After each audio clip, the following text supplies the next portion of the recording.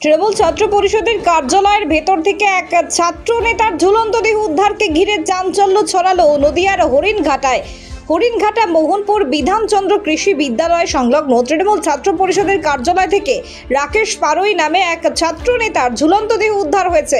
ঠিক কী কারণে ওই ছাত্র নেতা আত্মঘাতী হয়েছেন সে সম্পর্কে কিছুই জানা যায়নি।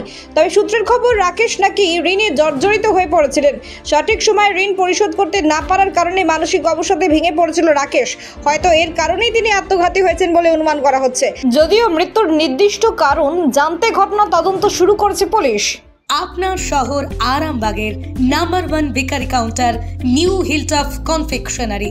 এখানে bakery biscuit, toast, cake, laddoo, গজা, চকলেট সহ আরো নানান দ্রব্য পাওয়া যায়।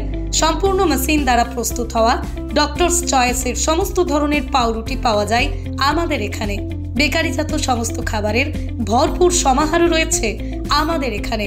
খুচরো ও পাইকারি বিক্রয় করা হয় নিউ হিলটপ কনফেকশনারি বেকারি কাউন্টারে।